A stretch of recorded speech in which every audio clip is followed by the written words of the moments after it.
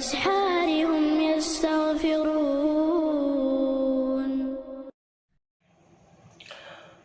السلام علیکم ورحمۃ اللہ وبرکاتہ۔ میرے معزز بھائی، اللہ رب العزت کا احسان ہے کہ اللہ نے ہم سب کو مسلمان بنایا ہے، ورنہ کتنے ایسے لوگ ہیں جو مسلمان نہیں ہے۔ اس وجہ سے جو ہے بہت افسوس کی بات ہے کہ اللہ نے ہمیں مسلمان بنایا اور محمد یا امتی میں جو ہے چنا ہے۔ ہم جو ہے بہت بہترین امت ہے جو بھلی باتوں کا حکم کرتے ہیں اور بری باتوں سے روکتے ہیں۔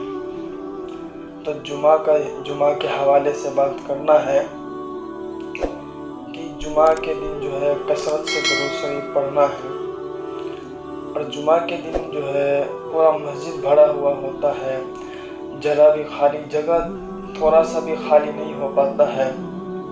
کیا جمعہ کے دن لوگ آسمان سے اتر آتے ہیں یا زمین سے نکل آتے ہیں یا پہاڑ سے آ جاتے ہیں؟ جمعہ کے دن لوگ آ کہاں سے جاتے ہیں؟ اور دنوں میں کہاں دکھتے ہیں؟ جمعہ کا دن بہت بڑا دن ہے، جمعہ کے دن کا نماز تو نہیں چھوڑنا چاہیے، مگر اور دنوں میں لوگ کہاں رہتے ہیں؟ مسئلہ یہ ہے۔ مولانا طارق جمیل صاحب جو ہے جا رہے تھے تبلیغ جماعت میں، تو ان کے عامر صاحب سے جو ہے ایک یہودی پوچھا کہ آپ کے جمعہ میں کتنے لوگ رہتے ہیں اور فجر کی نماز میں کتنے لوگ رہتے ہیں؟ تو انہوں نے کہا کہ یہ سوال تم مجھ سے کیوں پوچھ رہے ہو؟ تو وہ یہودی نے کہا کہ میرے کتابوں میں لکھا ہے کہ جمعہ کے دن جتنے تمہارے مسجد میں لوگ رہتے ہیں، اگر فجر کی نماز میں بھی رہے تو ہم یہودی ختم ہو جائیں گے۔ اللہ اکبر! کیا کہا کہ جمعہ کے دن جتنے رہتے ہیں اتنا اگر فجر میں ہو جائے تو ہم یہودی ختم ہو جائیں گے۔ تو ہم لوگوں کا یہی حال ہے کہ ہم لوگ جمعہ میں بھرے ہوئے رہتے ہیں مگر اور دنوں میں نہیں آتے ہیں۔ ہمیں جمعہ میں بھی آنا چاہیے، اور دنوں کا تو فضیلت ہی الگ ہے کہ جو نماز پڑھتا ہے اللہ اس کے رزق کا دروازہ کھول دیتا ہے اس کے لیے۔ جب وہ نماز پڑھنے کھڑا ہوتا ہے تو اللہ سے بات کرتا ہے سیدھا۔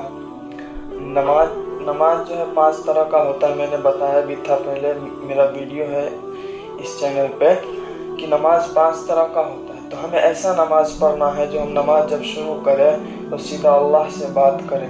ایسا نہ ہو کہ ہم نماز پڑھ رہے ہیں ذہن کہیں اور ہے، دھیان کہیں اور ہے۔ اس کے پیچھے بھی ایک مسئلہ ہے کہ گھروں کا ٹینشن ہوتا ہے، گھروں سے ٹینشن ہوتا ہے کہ گھر والے جو ہے کچھ نہ کچھ پریشر ڈالے ہوئے ہوتے ہیں، اس وجہ سے نماز میں دل نہیں لگتا ہے۔ جیسے کہ گھر میں جیسے کسی کی ماں ہو تو ماں نے کوئی بات کہی ہو، اس کا ٹینشن، یا بیوی ہے یا بہن ہے یا بھائی ہے، کوئی بھی ہو تو کوئی بھی مسئلہ ہو جاتا ہے تو اس کی وجہ سے ٹینشن میں ایک حدیث کا مفہوم ہے، آپ صلی اللہ علیہ وسلم مولانا طارق جمیل صاحب فرماتے ہیں کہ آپ صلی اللہ علیہ وسلم کو اللہ نے کہا کہ جب تم نماز پڑھنے آؤ تو پورا اپنا جو ہے دل خالی کر کے آؤ۔ بتائیے، نبی صلی اللہ علیہ وسلم سے کہا جا رہا ہے کہ ان کے دل میں تو کچھ ایسا تھا نہیں، برائی نہ کی نہ کسی کے لیے، ہر وقت محبت، سب کو محبت بانٹتے تھے۔ تو مسئلہ یہ تھا کہ ان کے دل میں جو ہے امت کا فکر تھا۔ امت کا فکر کیسے ہمارا امت جو لوگ جہنم سے بچ کے جنت میں جانے والے بن جائے۔ کہا کہ یہ بھی تم نکال دو اور خالی آؤ صرف میرے پاس۔ جب نماز کے لیے کھڑا ہو تو سیدھا اللہ اور تم بات کرو بس۔ تو بات ہو رہی تھی جمعہ کی، جب ہم جمعہ میں سب سے پہلے جانے کی کوشش کریں، اور جو جمعہ کے دن جو ہے جا کے سب سے پہلے صف میں کسی کو دقت دیے بغیر جاتا ہے تو اس کا بھی گناہ معاف ہو جاتا ہے اسے۔ اور جمعہ کے دن ہر بالغ پہ جو ہے غسل واجب ہے۔ جمعہ کے دن کا جو ہے ایک واقعہ ہے، سورہ جمعہ کا جو ہے اللہ نے کہا کہ جب اذان دے دے مؤذن تو تم سب چھوڑ کر اللہ کی مسجد کی طرف جاؤ عبادت کے لیے۔ ایک مرتبہ آپ صلی اللہ علیہ وسلم خطبہ دے رہے تھے، خطبہ دینے کھڑے ہونے والے تھے، تو صحابہ تھے، تو کچھ شام سے جو ہے काफिला आया तिजारत का तो सब उठ के चले गए, सिवाय 12 लोगों के सब उठकर चले गए। तो देखा कि मसला क्या है, तो उसके ऊपर आयत नाजिल हुई। सूरह जुमुआ की सबसे आखिरी आयत है कि तुम जो वहाँ जा रहे हो उससे बेहतर ये चीज़ है कि हम तिजारत भी करना चाहिए। मुसलमान गुलामी करने के लिए नहीं आया है, तिजारत करने के लिए आया है। तो हमें जो है जुमा के दिन जो है वो लोग चले गए और खुतबा में आप सल्लल्लाहु अलैहि वसल्लम को छोड़ दिए और ऐसे ही चले गए। तो फिर ये आयत नाज़िल हुई कि तुम लोग पहले जुमा के अजान से लेके जुमा की नमाज तक जब तक मुकम्मल ना हो जाए तब तक तुम लोग मस्जिद में ही रहो। जब नमाज मुकम्मल हो जाए फिर जाओ और ज़मीन में तलाश करो, अल्लाह का रिस्क तलाश करो, क्योंकि अल्लाह बेहतरीन रिस्क देने वाला है। अल्लाह ने वादा किया है कि तुम मेरा जिक्र करो, मैं तुम्हें सुकून भी दूंगा, रिस्क भी दूंगा, हर चीज़ दूंगा। हम जो है इबादत करते हैं, इबादत में दिल ही नहीं लगता है। इसका कारण पहले तो हम टेंशन ख़त्म करें कि घरों का टेंशन हमें नहीं लेना चाहिए। नमाज पढ़ने जब हम जाए तो कोई भी घर का टेंशन हो। मौलाना अशरफ अली थानवी रहमतुल्लाह अलैह जो थे तो वो एक मरतबा गार्डन में चल रहे थे, वॉक कर रहे थे, तो उन्होंने जो है चलते चलते कुछ ख्याल आया। तो सोचा अगर ख्याल दिमाग में रहेगा तो डिप्रेशन में जाऊंगा, परेशानी होगा, परेशानी बढ़ेगा।